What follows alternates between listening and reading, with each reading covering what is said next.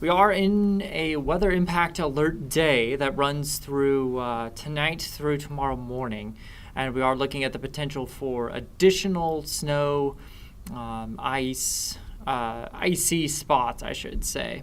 So maybe a little bit more of the freezing rain on the 1/100th of an inch or so. That's what we're looking at for the weather, at least as we go through the next 24 hours or so. Now, it's not going to last 24 hours. It'll expire as we go through the morning hours, but nonetheless, we are going to be seeing some impactful weather. There's our winter weather alerts. We've got winter weather advisories there through 10 o'clock on our Thursday. And so we are talking at least the potential for some of those impacts to your commute tomorrow from some additional wet snow, maybe a little bit of a light glaze of freezing rain in there. And then the majority of those impacts will be to commutes, not so much to infrastructure. Now, if we do get a glaze, it'll be on those elevated surfaces, elevated roadways such as bridges and overpasses, those guardrails or handrails.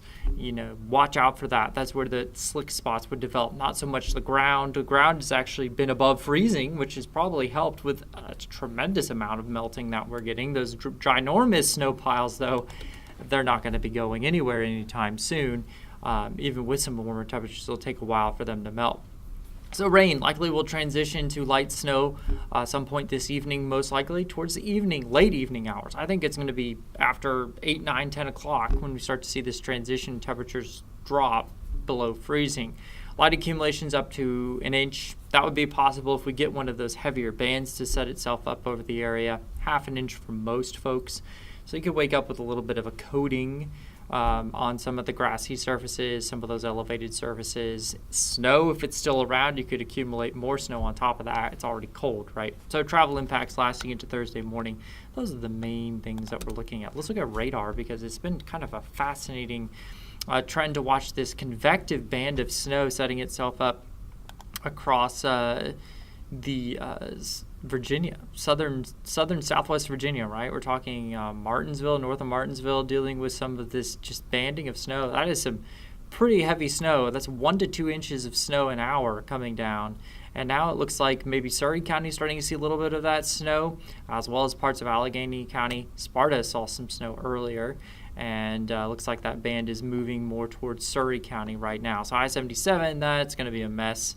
Especially if you're trying to head up into southwest Virginia. Laurel Fork seeing some of that heavier snow banding. And then for the rest of us, not seeing a whole lot.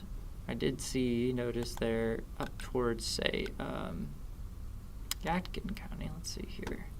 Yeah, a little bit of light returns there. Southern Forsyth up towards northern parts of Davidson County, Yadkin County, Davie County, I should say, rather, dealing with some of those light returns. See, I was right, Yadkin County. So we are seeing maybe a little bit of that snow now moving into Yadkin County, and then some little bit of light returns, I should say, for Forsyth, southern portions of Forsyth County, and northern portions of, say, Davie County, northern Davidson County. Not so much a triad proper now. We'll say a few light returns. I definitely was getting hit on the head with raindrops out there in northeastern portions of Guilford County. But the rest of us pretty much staying dry. The Triangle's been dealing with a good portion of rain. Rockingham County showing up a little bit of returns there towards south of Reedsville. So watch out there. Maybe a little bit of some slick spots developing just from the rain, not so much from snow yet. But the cold air is starting to infiltrate at this moment. Looking at some of those, let me go back to those temperatures there for just a moment. So that was our future cast. But look at these current temperatures. See, over the last hour, we've been in the mid-30s there towards Rockingham County. So now the temperatures are starting to drop into those mid-30s. So that's why we're maybe seeing some bursts of snow mixing in there, maybe some snowflakes mixing in there with the main batch of rain that's moving through. And then if you are at freezing or below freezing, I'd say Surrey County is probably getting below freezing. I don't know the airport automatic surface observation system, the ASOS unit that we use to get it's been down, and they've been trying to replace it. So we haven't had any data from them. And yeah, so Surrey County folks, let me know on social. Tag me on social. Let me know if you're seeing snow. I'd love to know that. that definitely helps us out with our forecasting. Upper 30s towards Davison County now, upper 30s across much of the Piedmont Triad as well. So let's time this out for you. Let's look at our latest run of our graph model here, our in-house model. Okay, so notice we're already having a problem. Why? Look at the temperatures. The temperatures are cooler than it says that we are, right? I mean, so those temperatures right now are in the lower 30s is what the model's saying. Is that happening right now? No, we're seeing the mid to upper 30s. So keep that in mind. That's important. That means it buys a bigger chunk of colder air than we're seeing right now. So something to keep in mind. Lower 30s, though, will start to infiltrate us, I think, as we go towards the late evening hours. And then this snow burst will just basically continue kind of on and off through the evening hours, the overnight as well. And you could wake up with a little burst of snow, again, on those elevated grassy surfaces, mainly. That's who's really going to see the impacts for the most part from the system. Then as we go towards the afternoon, maybe warming to the mid, maybe upper 30s. Some of these trends have been downward, so we may not get out of the mid 30s tomorrow. It's definitely going to be a chilly day. Look at that northerly wind flow taking over. And then as we go into Friday, I want to show you this real quick. Friday morning, you see temperatures in the upper 20s here, but watch as we go towards the afternoon and the evening hours. Oh no, another system. You can see quite the system for the eastern, or at least northeast Tennessee into western North Carolina, and that's because it's a northwest flow driven system. So they get the upslope flow on that side of the mountains, and then we get downslope flow on our side of the mountain, so that warms us up. Look at Lexington warming to 48, 50 in Salisbury. Upper 30s to lower 40s. So for that reason, I'm going to keep us at a 20% rain chance for now, because a lot of that's going to dry out and it's going to give us warmer temperatures. So I am not worried about super big impacts from that, just maybe a few light rain showers here.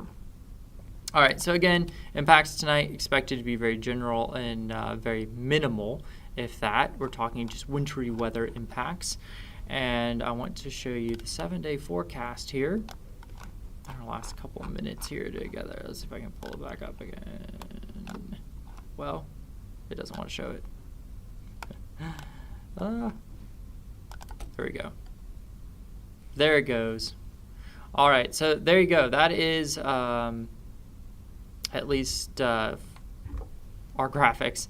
We'll be back here in about 2 minutes or so with Chief Meteorologist Brad Panovich from Charlotte, and we'll see you in a bit.